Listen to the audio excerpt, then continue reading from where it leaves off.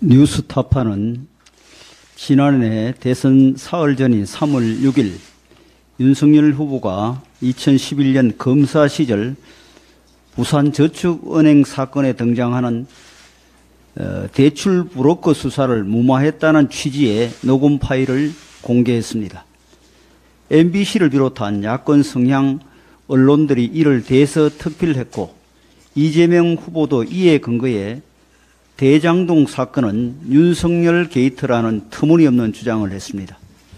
하지만 이 녹음 파일의 근거가 되었던 신학림 전 전국언론노조 위원장과 김만배의 2021년 9월 15일자 인터뷰는 허위 내용이었다는 사실이 검찰에 의해 드러나고 있습니다.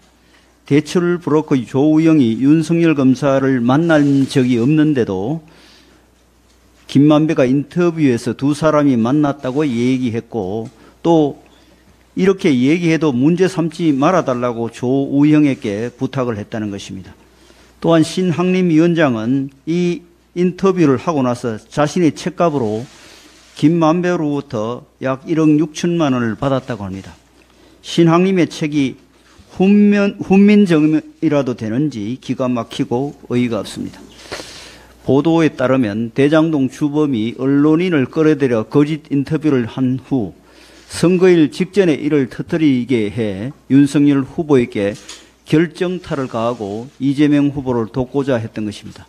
실제로 김만배는 허위 인터뷰 직후인 2021년 9월 말 조우영에게 자신이 대장동 사건을 아주 엉뚱한 방향으로 끌고 갈 것이니 너는 그냥 모른 척 하고 있으면 된다.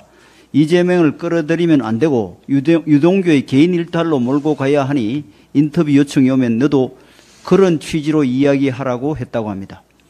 당시 문재인 정부 검찰의 대장동 수사도 이런 방향으로 진행된 사실, 그리고 대장동 사건은 윤석열 게이트라는 이재명 후보의 주장도 이미 2021년 10월부터 나오기 시작한 사실을 고려하면 김만배의 이런 공작이 그대로 진행된 것임을 알 수 있습니다.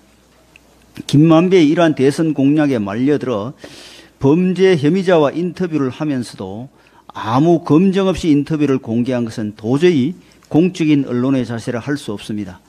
나아가 선거 민주주의를 파괴하는 반민주적 만행이며 이 가짜뉴스를 검증은커녕 앞다투어 대서특필한 MBC 등의 야권 언론도 이러한 비판에서 자유로울 수 없습니다.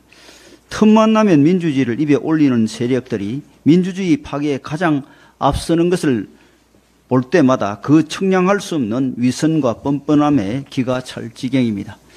지금의 야권 세력은 이미 2002년에 김대엽 병풍 사건으로 대한민국 선거민주주의에 커다란 역사적 오점을 남긴 적이 있습니다.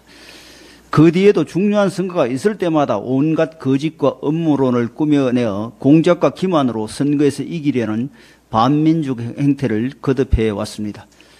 부끄러운 줄도 모르고 자기 책 3권 값으로 무려 1억 6천만 원을 받았다는 기막힌 주장을 하는 사람이 전국 언론 노조 위원장을 했다는 사실도 오늘날 우리 언론계가 어떤 상황에 처해 있는지 시사하는 바가 큽니다. 자칭 민주주의 세력과 희대의 부패 범죄자들의 결탁을 보면서 대한민국 민주주의의 총체적 위기를 느끼지 않을 수 없습니다. 하지만 우리 국민들은 결국 반민주적 업무와 공작으로 민주주의를 파괴하는 세력들을 심판할 것이라고 확신합니다. 김만배가 100억 원을 출연해 신학림 위원장을 이사장으로 하는 언론재단을 만들려고 했었다는 언론 보도가 나오는 등 두 사람의 부패 커넥션은 허위 인터뷰에 그치지 않는 것으로 보입니다. 검찰은 그들의 부패 커넥션에 대해 더 자세히 수사하고 그들 뒤에 별도의 배후가 있었는지, 문재인 정부 검찰이 왜 가짜뉴스에 침묵했는지 등에 대해서도 엄정하게 수사해야 할 것입니다.